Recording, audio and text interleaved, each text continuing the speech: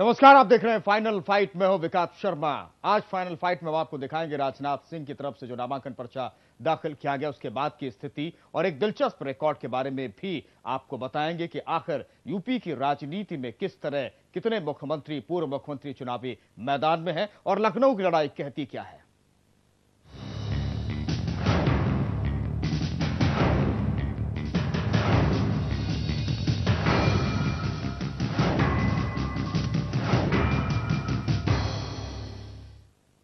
सबसे पहले बात बीजेपी के राष्ट्रीय अध्यक्ष राजनाथ सिंह की, जिन्होंने लखनऊ से अपना नामांकन दाखिल कर दिया। राजनाथ सिंह लखनऊ से बीजेपी के उम्मीदवार हैं।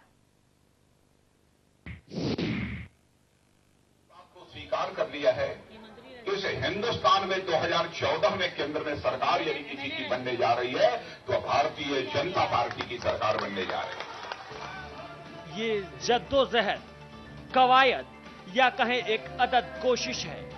खुद की साख और उस बेमिसाल सदाबहार इंसान, जननायक, राजनेता और कवि जिन्हें देश और दुनिया अटल बिहारी वाजपेयी के नाम से जानती है, उन्हीं की आंखों के सामने जीत दर्ज करने की।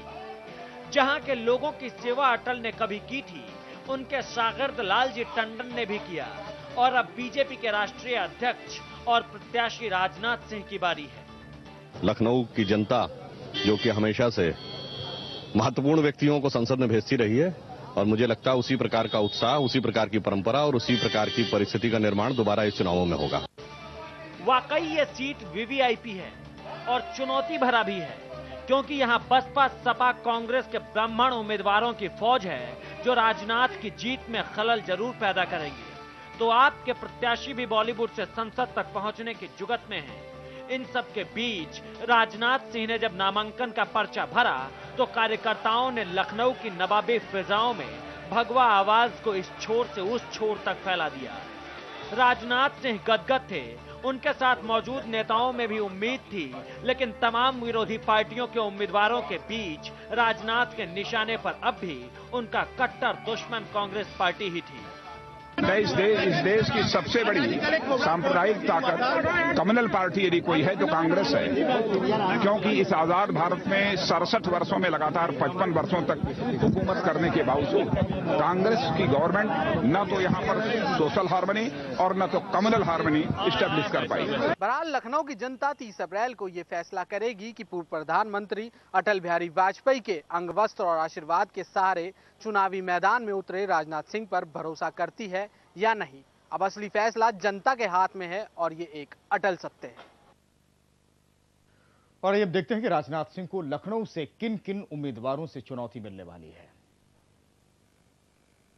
रीता बहुगुणा हैं जो कि कांग्रेस के प्रत्याशी हैं। इसके अलावा समाजवादी पार्टी से जो कि हाल ही में मैदान में आए हैं अभिषेक मिश्रा हैं, नकुल दुबे जो कि बीएसपी से हैं और जावेद जाफरी जो कि बॉलीवुड से सीधे लखनऊ पहुंचे हैं और वो भी चुनाव मैदान में हैं आम आदमी पार्टी की तरफ से। और जाहिर तौर पर जावेद जाफरी के पहुंचने से मुकाबला दिलचस्प हो गया है।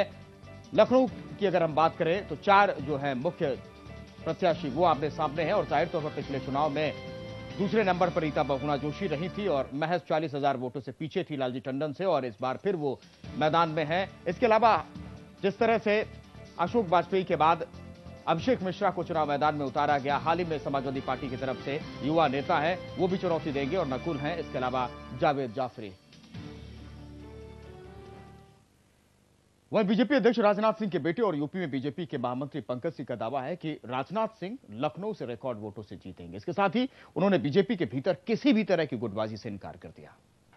राष्ट्रीय अध्यक्ष राजनाथ सिंह जी अंदर मौजूद है, नामांकन प्रक्रिया शुरू चल रही है। पंकज सिंह उनके बेटे हमारे साथ हैं। पंकज, क्या लग रहा है, अंदर पिताजी अंदर हैं, नामांकन प्रक्रिया चल रही है, कितना जोशो खरोश भरा है ये सब कुछ, और जिस तरह से लगातार पूरा परिवार जुटा हुआ था, मेहनत, आज अहम दिन है। हाँ, निश्चित रूप से ये अहम दिन होता है। कार्यकर्ताओं के मन में एक उत्साह होता है आज के दिन में और आप देख सकते हैं उत्साह सड़कों पर आज लखनऊ दिख रहा है और नामांकन चल रहा है। निश्चित रूप से आने वाले 30 तारीख को जब मतदान होगा और 16 मई को जब काउंटिंग होगी तो वह सामने देश के आएगा। मानते हैं बीजेपी का जो ये वक्त है बहुत काफी काफी एक अरसे बाद ये वक्त आया और अटल जी की सीट पर राष्ट्रीय अध्यक्ष खुद लड़ना, ये किस तरह का माहौल बनाता हुआ दिख रहा था। और लगातार आप लोगों की तरफ से भी और पार्टी की तरफ से भी कई बार अंदरूनी विरोध देखने को मिल रहा था। उसको कोई विरोध नहीं है। आज तो जनता ने, कार्यकर्ताओं ने अपने आप यह संदेश सबको दे दिया है कि सब कुछ बढ़िया है। भारतीय जनता पार्टी लखनऊ से बड़े मार्जिन से हम सब लोग यहाँ चुनाव जीत कर जाएंगे। हमारे साथ पंकज थे, जिन्होंने कहा कि अंदरूनी जो भी कलह थी उसे खत्म करा दिया गया था और ऐसी कोई बात नहीं थी। और आज जो जनता है उसने कहीं ना कहीं साफ तौर पर एक सिंबल दे दिया है भारतीय जनता पार्टी को जीत का। तो अब देखना होगा कि क्या होता है, लेकिन फिलहाल नामांकन के बाद भारतीय जनता पार्टी का जोश और बढ़ गया है। कैमरामैन आनंद जायसवाल के साथ अभिषेक सिंह, लखनऊ, समाचार प्लस। और संजय शर्मा हमारे साथ जुड़ चुके हैं, वरिष्ठ पत्रकार हैं सीधे लखनऊ स्टूडियो से। संजय जी, बहुत बहुत स्वागत है। एक सवाल है आज, क्योंकि बहुत दिलचस्प लड़ाई है लखनऊ की। लालजी टंडन राजनाथ सिंह के साथ थे, कार्यकर्ताओं को संबोधित करते नजर आए और एक संदेश स्वरूप अंगवस्त्र था पूर्व प्रधानमंत्री अटल बिहारी वाजपेयी का। ये तस्वीरें क्या सब कुछ कहती हैं कि लखनऊ में सब कुछ सामान्य है, राजनाथ सिंह के लिए किसी भी तरह की मुश्किल नहीं आने वाली है? विकास जी, दरअसल ये तस्वीरें ही कहती हैं कि राजनाथ सिंह के लिए आने वाला वक्त आसान नहीं है जी। दरअसल राजनाथ सिंह जब यहाँ पे गाजियाबाद छोड़कर आए थे तो उनको लगता था कि भारतीय जनता पार्टी का एक बड़ा जनाधार है जी, पूर्व प्रधानमंत्री अटल बिहारी वाजपेयी की सीट है। लेकिन उत्तर प्रदेश के काफी वरिष्ठ नेता उनका इसी दिन के लिए इंतजार कर रहे थे जी। राजनाथ सिंह अगर अपनी पार्टी के असंतुष्टों को मना लेते तो शायद उनको अटल बिहारी वाजपेयी के अंग वस्त्र की जरूरत नहीं पड़ती जी। लेकिन लखनऊ के लोग लंबे समय से इस बात से नाराज थे कि अब पहली बार एक अरसे के बाद भारतीय जनता पार्टी के राष्ट्रीय चुनावी प्रचार अभियान में सिर्फ मोदी का चेहरा दिखाई देता है। आडवाणी के साथ साथ अब अटल बिहारी वाजपेयी भी नजर नहीं आते जी। जाहिर है यह नाराजगी पीड़ा दे रही थी और जिस तरह से लालजी टंडन ने शुरुआत में विरोध का परचम लहरा रखा था, राजनाथ सिंह को जल्दी समझ में आ गया था कि अगर अटल बिहारी वाजपेयी का आशीर्वाद खुले तौर से उन्होंने जनता के सामने नहीं रखा तो ये सीट उनको भारी झटका दे सकती है जी। संजय जी, राजनाथ सिंह के साथ लक्ष्मीकांत वाजपेयी थे, लालजी टंडन थे। लक्ष्मीकांत वाजपेयी जब कह रहे थे कि राजनाथ सिंह को जिताना है तो एक अच्छा खासा जोश नजर आ रहा था उनकी वाणी में, लेकिन ऐसा लग रहा था कि जब लालजी टंडन कह रहे थे तो ये झलक रहा था कि जो अंदर अंदर नाराजगी है वो अभी है, और अगर ये नाराजगी बनी रहती है तो जो 3 दिन का प्रवास था राजनाथ सिंह का, पैर कपकपा गए थे, क्या आगे भी इस तरह की स्थिति बनने वाली है? विकास जी, आने वाले समय में स्थितियां और खराब होने के संकेत मिल रहे हैं। दरअसल लखनऊ में ब्राह्मण और ठाकुरों की लड़ाई एक रूप लेती जा रही है जी। रीता बहुगुणा जोशी, हालांकि बाकी 3 प्रत्याशी भी ब्राह्मण हैं, लेकिन आज की तारीख में ब्राह्मणों का बड़ा गुट रीता बहुगुणा अपने साथ जोड़ने में कामयाब हो गई हैं।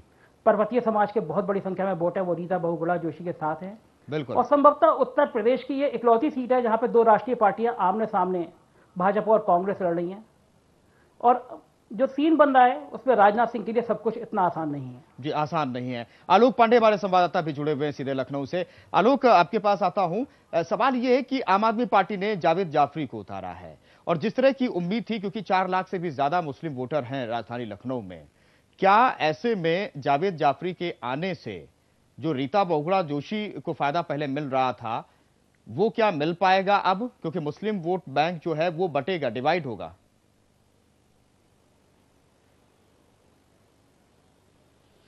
देखिए, बिल्कुल रीता बहुगुणा जोशी को थोड़ा बहुत तो जो नुकसान है वो पहुंचेगा, लेकिन जो सबसे बड़ी बात की जाए अगर जावेद जाफरी की, तो जावेद जाफरी को कितना लखनऊ के लोग एक्सेप्ट करते हैं ये एक बड़ा सवाल है, क्योंकि बहुत सीरियस राजनीति में जावेद जाफरी कभी भी नहीं है।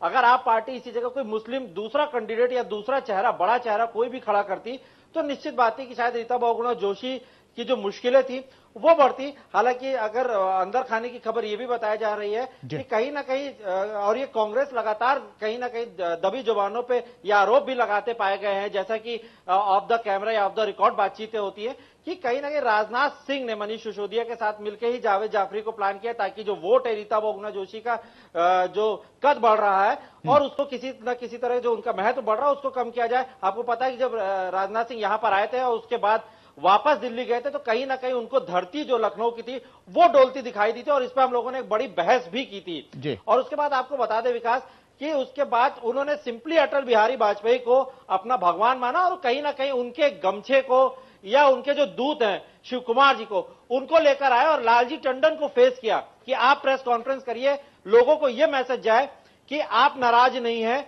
और राजनाथ सिंह को आप इलेक्शन लड़ा रहे हैं और पूरी तरीके से जो समीकरण है उसको कहीं ना कहीं वापस अपनी तरफ घुमाने के चक्कर में राजनाथ सिंह लगातार पिछले कई दिनों से प्रयास कर रहे हैं। और ये प्रयास आगे कितना रंग लाता है ये तो खैर एक देखने वाली बात होगी विकास, लेकिन अभी भी जो कुछ भी है कि राजनाथ सिंह की जो राहें हैं वो जितनी आसान दिखती उतनी आसान है नहीं। जी संजय शर्मा जी, एक और अहम सवाल उठता है क्योंकि जो ब्राह्मण वोट बैंक है वो तकरीबन 3 लाख के करीब है लखनऊ में, और जिनमें से जो 1 लाख से भी ज्यादा जो वोट बैंक है वो पहाड़ी वोट बैंक है, जो उत्तराखंड से जुड़े जो ब्राह्मण हैं।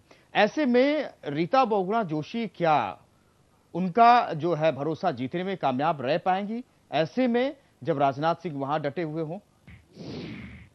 विकास जी, आज की तारीख में तो रीता बहुगुणा जोशी इसमें कामयाब होती नजर आ रही हैं। जी। कांग्रेस के कार्यकर्ता बड़े आराम से ये बात समझाने में लोगों को सफल हो रहे हैं कि भारतीय जनता पार्टी में ब्राह्मणों की लगातार उपेक्षा हो रही है। जी। प्रदेश अध्यक्ष लक्ष्मीकांत वाजपेयी को पिछले काफी महीनों से जी अमित शाह जी के आने के बाद हाशिए पर रखा गया। कलराज मिश्रा, मुरली मनोहर जोशी के उदाहरण सामने हैं। इनको ऐसी सीटों से फंसाया गया जहां से इनकी सीटें जीतने की उम्मीद कम है। इसके अलावा एक और नुकसान जो राजनाथ सिंह का मैं आपको सामने खासतौर से उल्लेख करना चाहूंगा, उनको उठाना पड़ रहा है। जी। पूरे वातावरण में एक बात ये मैसेज दिया जा रहा है कि राजनाथ सिंह ने पूर्वांचल में बनारस के आसपास की कुछ सीटों पर जानबूझ के इतने कमजोर प्रत्याशी खड़े किए जिससे मोदी के बनारस लड़ने के बाद आसपास की सीटों में बीजेपी पराजित हो जी, और वो मैसेज दे सकें कि यहाँ पे मोदी की लहर नहीं है जी। असल में ये लोग भले ही प्रचारित करें कि मोदी हमारे प्रधानमंत्री हैं, लेकिन अंदर क्या गुटबाजी चल रही है भाजपा में, ये किसी से छुपा नहीं है। जी। भारतीय जनता पार्टी के बड़े से बड़े कार्यकर्ता पदाधिकारी जानते हैं कि राजनाथ सिंह के मन में प्रधानमंत्री बनने की इच्छा कब से चल रही है और उनका सारा खेल इस बात में है कि 200 सीटों से ज्यादा अगर बनती हैं तो मोदी बनेंगे और उससे कम रह जाता है तो राजनाथ का नंबर आएगा। ये मैसेज भी जो मोदी के भक्त हैं, मोदी के पूरी तरह से समर्थक कार्यकर्ता हैं, वो भी मन में इस बात को लेकर नाराज हैं कि राजनाथ सिंह अपनी राजनीति यहां भी कर रहे हैं मोदी को नुकसान पहुंचाने की। तो रीता बहुगुणा के नुकसान के अलावा जी भाजपा का गठबंधन भी पूरी तरह से उनके साथ खड़ा नहीं हो पा रहा है। जी ठीक है, आलोक पर आपके पास आता हूं। एक सवाल ये उठता है क्योंकि हमने बात कांग्रेस की कर ली, आम आदमी पार्टी की कर ली और हमने बात बीजेपी की भी कर ली, लेकिन एक सवाल ये है कि मुलायम सिंह ने एक सेफ पैसेज एक तरह से दे दिया राजनाथ सिंह को, अभिषेक मिश्रा को एंड वक्त पहले उतार करके, लेकिन बीएसपी की किस तरह की भूमिका राजधानी लखनऊ में होने वाली है? नकुल मैदान में है वहां से।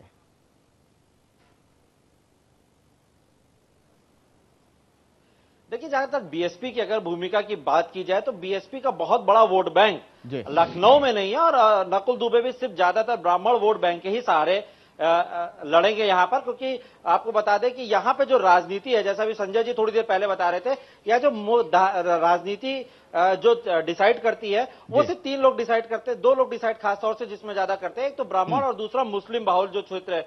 मुस्लिमों का यहाँ पे वोट संख्या ज्यादा, कहीं ना कहीं ब्राह्मणों की जो वोट संख्या है वो ज्यादा है। और ये सारी चीजें इस समय कहीं ना कहीं जो पूरी तरीके से अगर देखा जाए तो रीता बहुगुणा जोशी के पक्ष में ज्यादा दिखाई देती है। आज जिस तरीके से जब उनका नामांकन हुआ उस समय भी जो लोग, चाहे पर्वतीय समाज के लोग हो जाए, चाहे जो मुस्लिम लोग उनके साथ थे, ब्राह्मणों का जो ज्यादातर हुजूम था वो कहीं ना कहीं रीता बहुगुणा जोशी के साथ देखने को ज्यादातर मिला। और ये चीज, ये संकेत साफ तौर पर दिए जा रहे हैं कि राजनाथ सिंह को की जो डगर है उसके राह में अगर कोई सबसे बड़ा कांटा है तो वो रीता बहुगुणा जोशी है। और आपको बता दें, जो भारतीय जनता पार्टी की जो अभी थोड़ी देर पहले बातचीत ये हो रही थी कि उसके अंदर एक घमासान मचा हुआ है, या ये कहिए कि जो उनके अंदर एक जो ब्राह्मणों का जो टिकट इस तरीके से काटा गया या टिकट को उस सीट पे नहीं दिया गया जिस सीट पे वो चाह रहे थे, जो उसके प्रत्याशी थे, इसका भी एक बहुत बड़ा फायदा बड़ा असर दिखाई देगा। जाहिर तौर पर आए आसान नहीं है। आलोक पांडे आप हमारे साथ लगातार बने हुए हैं, संजय शर्मा जी हमारे साथ वरिष्ठ पत्रकार लगातार बने हुए हैं। जो स्थितियां हैं दरअसल वो लखनऊ की लड़ाई इतनी आसान नहीं है, रास्ता राजनाथ सिंह के लिए आसान नहीं है। यहां रुकेंगे छोटे से ब्रेक के लिए, लौटेंगे जल्द।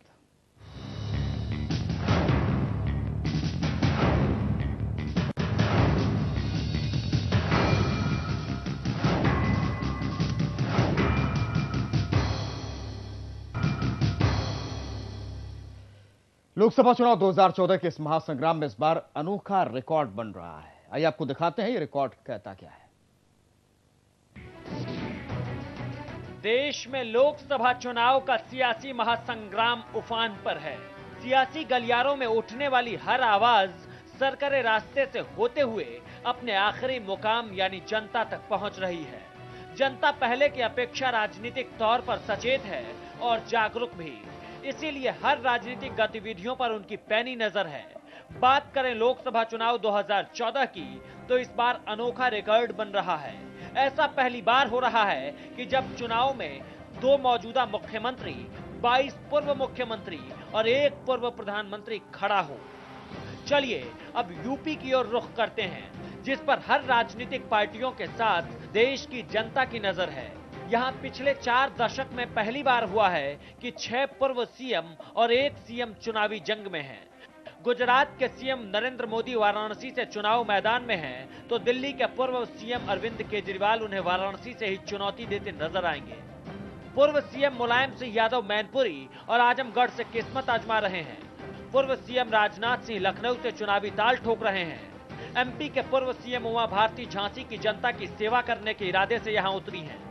वहीं एक दिन के सीएम जगदंबिका पाल डुमरियागंज से चुनाव लड़ रहे हैं। इसके साथ ही एक दिलचस्प आंकड़ा यह भी है कि पिछले 2 दशक में पहली बार 5 दलों के राष्ट्रीय अध्यक्ष यूपी के रण में मौजूद हैं। कांग्रेस के अध्यक्ष सोनिया गांधी, बीजेपी के राष्ट्रीय अध्यक्ष राजनाथ सिंह, राष्ट्रीय अध्यक्ष सपा के मुलायम सिंह यादव, आम आदमी पार्टी के अध्यक्ष अरविंद केजरीवाल और आरएलडी के राष्ट्रीय अध्यक्ष अजित सिंह बागपत से चुनावी मैदान में हैं। ये सभी रिकॉर्ड यूपी के हैं, जिससे वाकई में ये बात साबित होती है कि लाल किले तक जाने के लिए यूपी ही रास्ता तैयार करता है। ब्यूरो रिपोर्ट, समाचार प्लस। और एक ग्राफिक के जरिए वो तस्वीर आपके सामने रख देते हैं कि यूपी का मुकाबला कितना दिलचस्प है, कितने पूर्व सीएम इस वक्त चुनाव मैदान में है। देखिए, पहली बार चुनाव मैदान में 2 सीएम हैं, जबकि 22 पूर्व सीएम हैं और 1 पूर्व सीएम चुनाव लड़ रहे हैं। ये आंकड़ा कहता है कि उत्तर प्रदेश की जो लड़ाई है वो कितनी अहम है। पहली बार चुनाव मैदान में 2 सीएम डटे हुए हैं, जिनमें गुजरात के सीएम नरेंद्र मोदी हैं, 22 पूर्व सीएम हैं, जिनमें राजनाथ सिंह का नाम है, इसके अलावा उमा भारती का नाम है, इसके अलावा नरेंद्र मोदी का नाम है, अरविंद केजरीवाल जो कि वाराणसी से चुनाव लड़ रहे हैं। और यूपी में 1 सीएम और 6 पूर्व सीएम चुनाव मैदान में, जिनका जिक्र हम लगातार कर रहे हैं। 1 सीएम जो कि हाल में भी गुजरात में है, नरेंद्र मोदी है। पूर्व सीएम की बात करें तो वो है उमा भारती हैं, जो कि मध्य प्रदेश में सीएम रह चुकी हैं। इसके अलावा राजनाथ सिंह हैं, जो कि उत्तर प्रदेश के सीएम रह चुके हैं। दिल्ली के सीएम रह चुके हैं अरविंद केजरीवाल। आप अंदाजा लगा सकते हैं कि 6 पूर्व सीएम, एक मौजूदा सीएम उत्तर प्रदेश से चुनाव लड़ रहे हैं। और ये आपको दिखाते हैं कि कौन कौन पूर्व मुख्यमंत्री यूपी से चुनाव लड़ रहे हैं। उसकी तस्वीर भी आपके सामने है। नरेंद्र मोदी, पूर्व मुख्यमंत्री मुलायम सिंह यादव, राजनाथ सिंह जो कि उत्तर प्रदेश में मुख्यमंत्री रह चुके, उमा भारती मध्य प्रदेश के मुख्यमंत्री रह चुकी हैं, और एक दिन के मुख्यमंत्री रहे थे जगदंबिका पाल जो कि बीजेपी के टिकट से डुमरियागंज से चुनाव मैदान में है, और अरविंद केजरीवाल वाराणसी से चुनाव मैदान में है, जो कि मौजूदा सीएम गुजरात के सीएम नरेंद्र मोदी को टक्कर दे रहे हैं। और अब देखते हैं कि किन किन पार्टियों के राष्ट्रीय अध्यक्ष यहां से चुनाव लड़ रहे हैं। ये देख लीजिए, राजनाथ सिंह जो कि बीजेपी के राष्ट्रीय अध्यक्ष हैं, लखनऊ से चुनाव मैदान में हैं। मुलायम सिंह यादव मैनपुरी और आजमगढ़ से चुनाव मैदान में हैं, जो कि समाजवादी पार्टी के राष्ट्रीय अध्यक्ष हैं। और अगर कांग्रेस की राष्ट्रीय अध्यक्ष सोनिया गांधी की बात करें तो रायबरेली से चुनाव मैदान में है। आरएलडी राष्ट्रीय लोकदल के राष्ट्रीय अध्यक्ष अजीत सिंह बागपत से चुनाव मैदान में है। और इसके अलावा केजरीवाल जो कि वाराणसी से नरेंद्र मोदी को टक्कर दे रहे हैं। यानी कि 5 राष्ट्रीय अध्यक्ष उत्तर प्रदेश में चुनाव मैदान में है। ये एक दिलचस्प आंकड़ा है। और वरिष्ठ पत्रकार संजय शर्मा इस वक्त हमारे साथ जुड़े हुए हैं। हमारे संवाददाता आलोक पांडे भी लगातार लखनऊ से बने हुए हैं। संजय जी, ये रिकॉर्ड क्या कहता है, कितना अहम यूपी है? क्योंकि ये कहते हैं लोग रास्ता यहीं से होकर गुजरता है दिल्ली का। जी हाँ, इसमें कोई भी दो राय नहीं है कि दिल्ली की सरकार वही बना पाएगा जो उत्तर प्रदेश में विजय हासिल करेगा। सभी पूर्व मुख्यमंत्रियों ने, पार्टी के अध्यक्षों ने सबसे ज्यादा ताकत उत्तर प्रदेश में लगाई है। और उत्तर प्रदेश में राजनीतिक समीकरण कितनी जल्दी बनते हुए बिगड़ते हैं इसका अंदाजा सभी को है।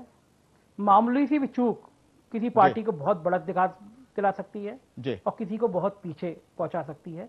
भारतीय जनता पार्टी के लिए भी सब कुछ उत्तर प्रदेश में दांव पे लगा हुआ है। बस पार्टी का दुर्भाग्य यह है कि कार्यकर्ता तो उसके साथ जुड़े हैं, मगर उसके नेता ही उसके साथ जुड़े नजर नहीं आ रहे हैं। अंदरूनी गुटबाजी की तरफ आप इशारा कर रहे हैं। आलोक, इस तरह की तस्वीर इससे पहले नहीं थी कि इतना दिलचस्प यूपी में मुकाबला हो, इतनी दिलचस्प लड़ाई हो जिसमें कई पूर्व सीएम लड़ रहे हों, 5 मौजूदा राष्ट्रीय अध्यक्ष लड़ रहे हों। देखिए बिल्कुल विकास, इसके साथ एक और दिलचस्प बात है कि पीएम इन वेटिंग या पीएम के अपने आप को उम्मीदवार बताने वाले भी जो लोग हैं वो यहीं से लड़ रहे हैं। नरेंद्र मोदी या राहुल गांधी या अरविंद केजरीवाल या मुलायम सिंह यादव, इन सबकी कहीं ना कहीं सोच है कि ये लोग जाके लाल किले पे बैठे। तो ये भी बड़ी दिलचस्प सी बात है कि उत्तर प्रदेश से ही लड़ रहे हैं। उनको खासतौर से ये पता है कि यूपी का रण जो है वही कहीं ना कहीं जो भारत का रण है उससे जीत दिला सकता है। अश्वमेध का अगर घोड़ा अगर यहां से विजयी होकर हमारा निकल गया तो हम लोग दिल्ली में निश्चित सरकार बना लेंगे। यही ये जो एक और जो जिसमें जो चीज जोड़ी जा सकती है कि पीएम पद के जो उम्मीदवार हैं वो भी कहीं ना कहीं सब कुछ छोड़ के अपना यहीं पर ही दांव पे लगा के बैठे हुए हैं। विकास जी, अब संजय जी, क्योंकि बेहद ही दिलचस्प है, लखनऊ की लड़ाई में देखिए, वाराणसी की लड़ाई देखिए, बागपत में अजीत सिंह चुनाव मैदान में है, हर कोने में पार्टी के राष्ट्रीय अध्यक्ष हैं जो कि चुनाव मैदान में है। सवाल यह है कि तमाम राजनीतिक दलों ने के मन में यह सवाल था कि अगर यूपी में कुछ अच्छा किया जाएगा तभी दिल्ली तक पहुंचा जाएगा। यही कोशिश थी, चाहे वो अरविंद केजरीवाल हो, चाहे राजनाथ सिंह हो, चाहे नरेंद्र मोदी हो।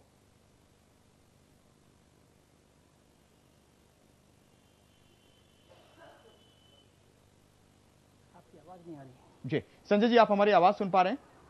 जी जी, सुन पा रहा हूं। जी, हमारा सवाल यह है कि बीजेपी की पूरी कोशिश थी, जिस तरह से नरेंद्र मोदी वाराणसी में हैं, इसके बाद केजरीवाल ने उनको वाराणसी में टक्कर देने की पूरी लड़ाई तेज कर दी। ये बताता है कि एक फोकस यूपी जरूर है, लेकिन अब मतदाताओं के सामने बड़ी अजीब स्थिति है।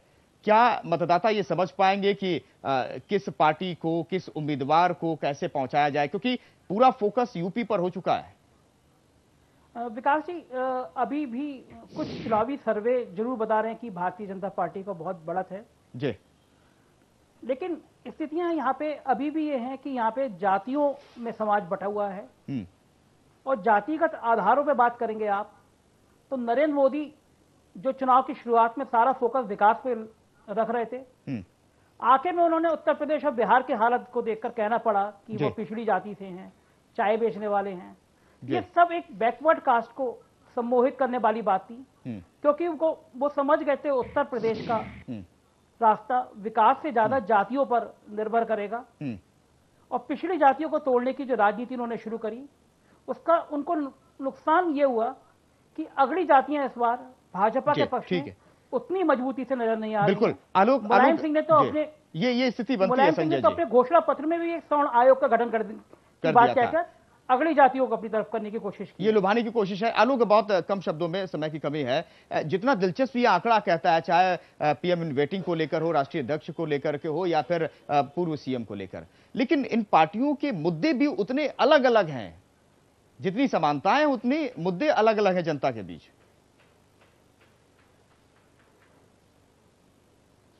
जी बिल्कुल, देखिए मुद्दे भी अलग है और रोज मुद्दे और जो लोग जो अगर क्या बात की जाए जो पार्टियों की सोच है वो भी लगातार बढ़ रही है। कल कोबरा पोस्ट का एक खुलासा हुआ जिसको कहा जाता है कि कहीं ना कहीं कांग्रेस के उसके पीछे आता है। आज अमित शाह ने एक बयान दे दिया शामली में कि बदला लिया जाएगा। तो लगातार या जैसा भी थोड़ी देर पहले संजय जी बता रहे थे कि मुलायम सिंह यादव ने कहा कि हम सवर्ण आयोग बना रहे हैं, तो कहीं ना कहीं जो लोग जो रोज चीजें हैं वो भी मतलब चुनाव के समीकरण को देखते हुए पार्टियों की बदल रही है। विकास, बिल्कुल, बहुत बहुत शुक्रिया आलोक पांडे, आप लगातार हमारे साथ बने रहे, और संजय शर्मा जी, आपका भी बहुत बहुत शुक्रिया, वरिष्ठ पत्रकार हमारे साथ लखनऊ से जुड़े रहे। जाहिर तौर पर ये आंकड़े कहते हैं कि बेहद ही दिलचस्प मुकाबला यूपी में है। चुनाव की तारीखें बहुत नजदीक आ रही हैं, जनता को फैसला करना है। बुलेटिन में इतना ही।